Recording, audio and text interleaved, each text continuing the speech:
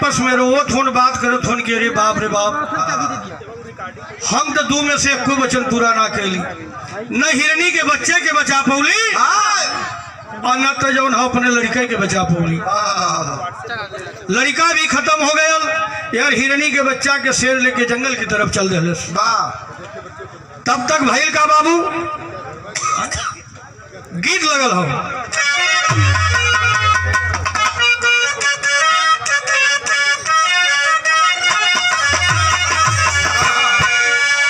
वह गीत का लाइन बा कि पिया परदेश गइले तार लागल चोटिया, पिया परदेश गइले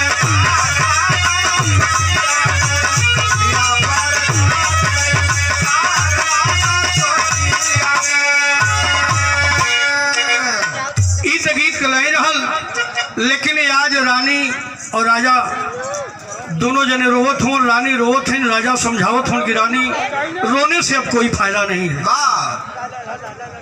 रानी रोवत हैं, राजा समझावत हों।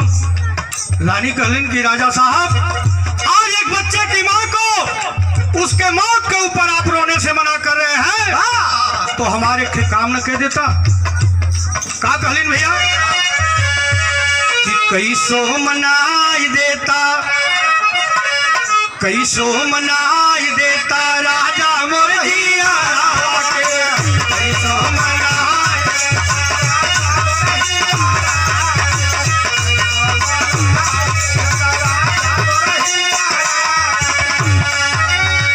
काहे नहीं माने समझाई देता पीरावा के, काहे नहीं माने समझाई देता पीरावा के, कैसो मनाई देता राजा मोर जिया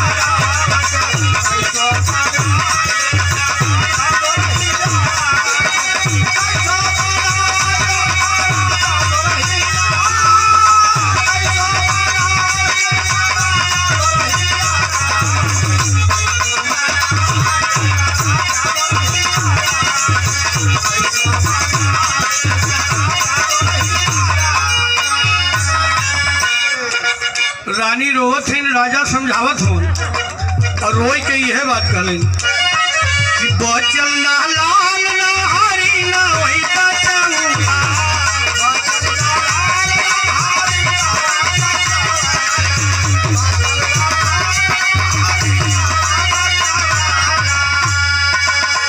अपने ही हाथे अपन दिया वही बताऊंगा,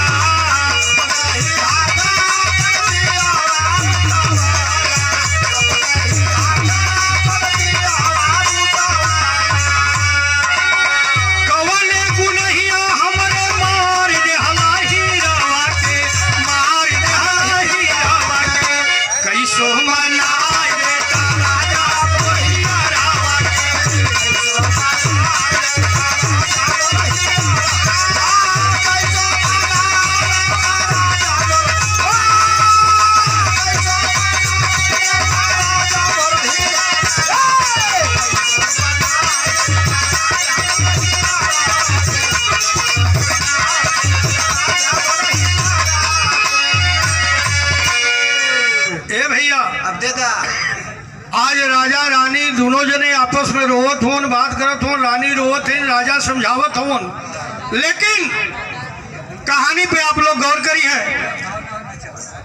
अब ही आप लोग के बतौलिए कि हिरनिया गई तक गलती कर गई, गलती इतने कैलस कि 3 दिन तक ना आई।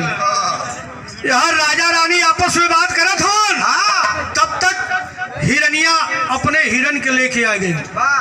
आवाज दहलस कि राजा साहब हम आ चुके हैं, हमारा बच्चा कहाँ है? भाई का मास्टर पापड़ के लाइन में भागा, पीछे से पैसा ले ला।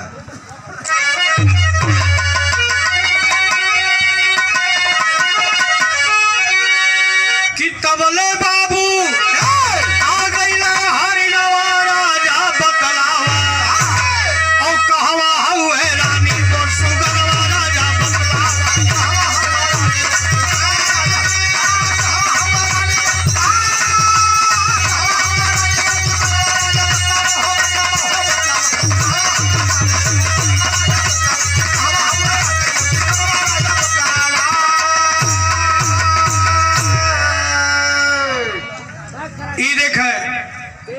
100 रुपया आप आदरणीय प्रधान जी पूर्व प्रधान लच्छू यादव देवकली के धरती से, और 100 रुपये का पुरस्कार ग्राम सभा मुरारा राम समार यादव। आप दोनों प्रधान जी के बहुत बहुत चरणों में प्रणाम, सब भैयालों के प्रणाम हो, आशीर्वाद कचा रही। देखे बाबू हिरनिया आवाज देलस की राजा साहब हमारा बच्चा कहाँ है। जब राजा और रानी देखली हिरनिया की, उस समय भैल का मास्टर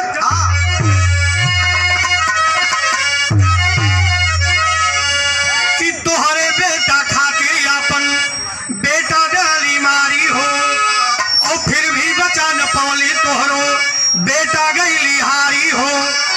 अरे गया शेर ले जंगल के दरमियान हमारा जा बतलावा, और गिरल हिरनिया मुंह के सामने बतलावा।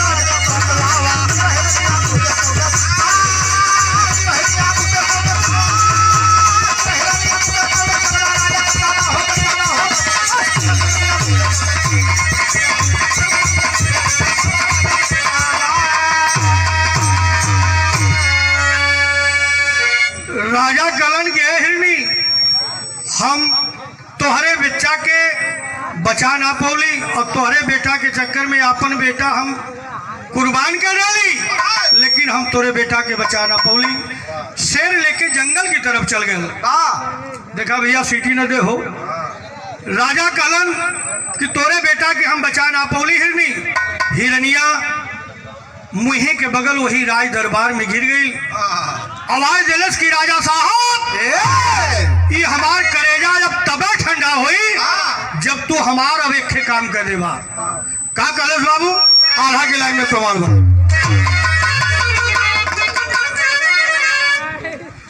कि बोलल बा हिरनिया माना हमारी बचनिया राजा।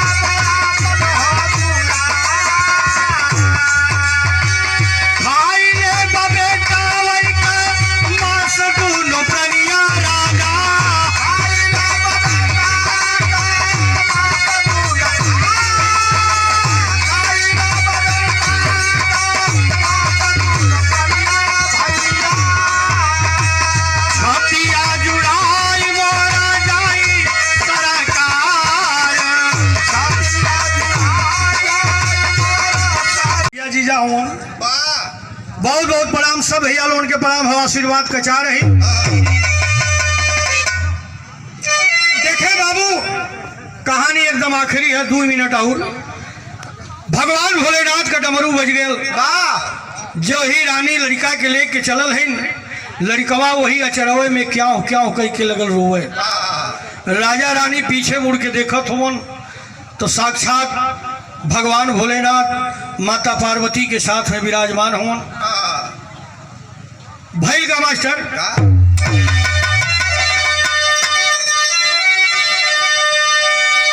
माता पार्वती के आंख से झरझर झरझर आंस गिरे लगल। कालीन की धन्य हो राजा रानी, तुम दोनों की भक्ति सफल है, जो इच्छा करे वो वरदान मांग सकती हो।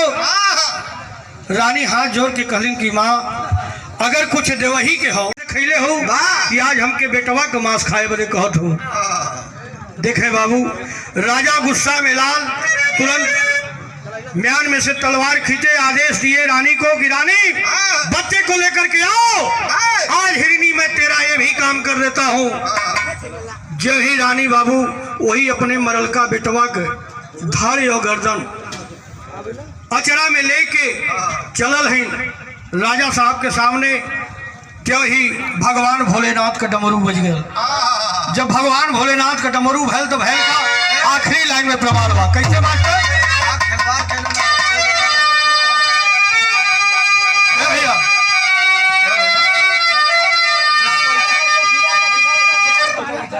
चला बैठा